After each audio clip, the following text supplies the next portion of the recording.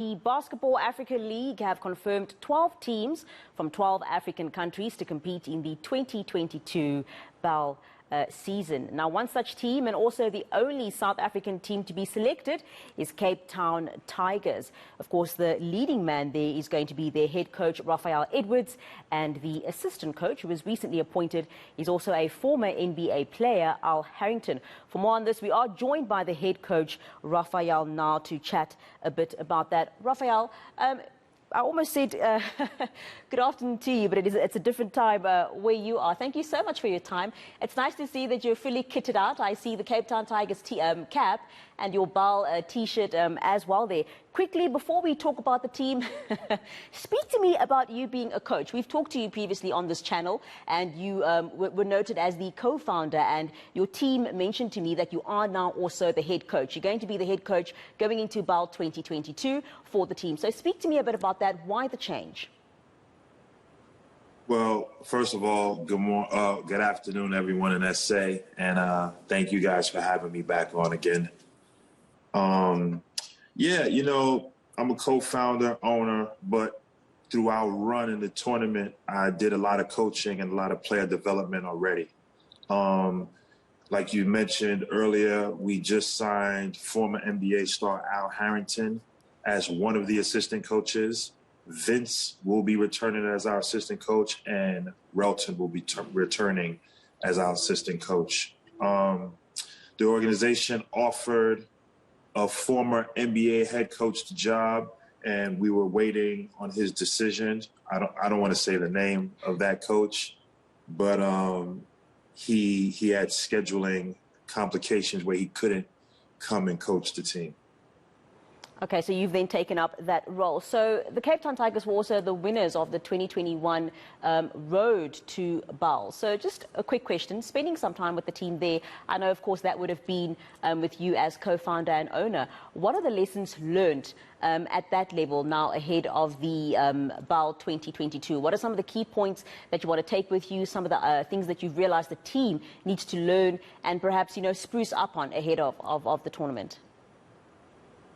I think what we've learned is that we're as good or as better or better than anyone that's playing in the league. We definitely have to get better, but we have to really move the ball on offense. We have a bunch of talented young men on a team, and our strengths is our individual skill, but it's also our team. And so, you know, we have to really, excuse me? No, go ahead.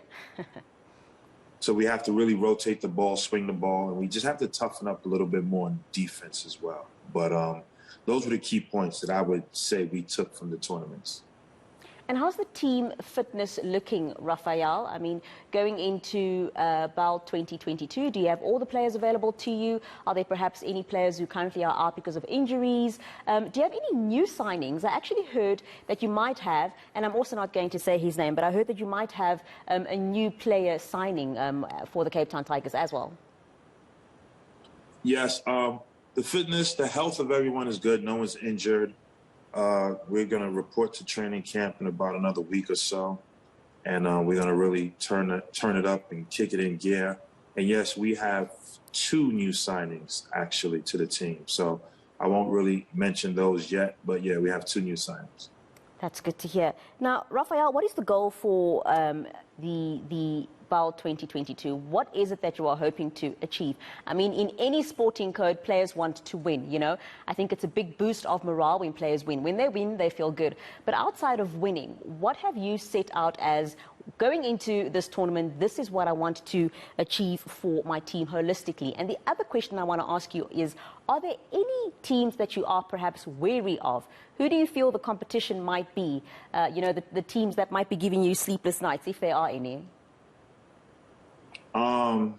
Well, my goal is, first and foremost, no matter what, is to win the championship this year. That's what the Tigers' goal is to do, to win the championship.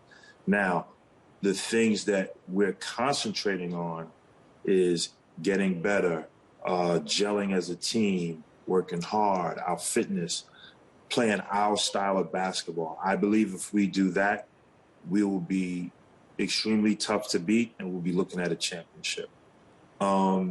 As far as the teams that give me sleepless nights, I'm not having any sleepless nights, but I do respect the teams.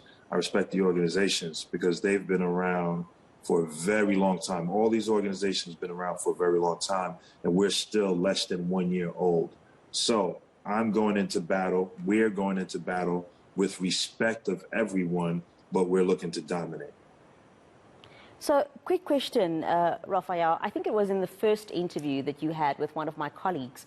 In part of that interview, you mentioned that there has been a lot of red tape when it comes to you being an American, of course, into South Africa and basketball. But you just said a lot of red tape. You didn't really go into detail. So now that you have spent some time in South Africa, and not only South Africa, but Africa as well, what are some of the obstacles that are in the way of basketball being great in our country, and in terms of us having collaborations with those in the United States or even other countries? What exactly is the red tape? What is the issue, and how do you think we can fix it? How do you think we can make things easier?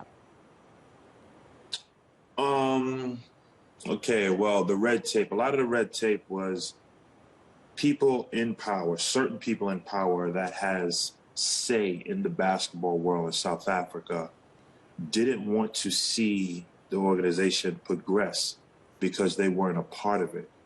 Although, while holding this seat in power, they've done nothing to help basketball progress in South Africa.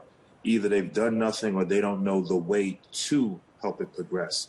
So now when someone comes along and they're trying to lend a helping hand, it's more of an ego thing of them feeling like, no, we want to be in control. It doesn't matter if you advance the sport or not. We want to be the ones to say who does it, how it's done. And it's proven, you know, from my short time here, you know, I don't want to speak as if I know everything about South African basketball. I don't. I'm still ignorant to a lot of it. But from my short time here, what they've been doing has not been working.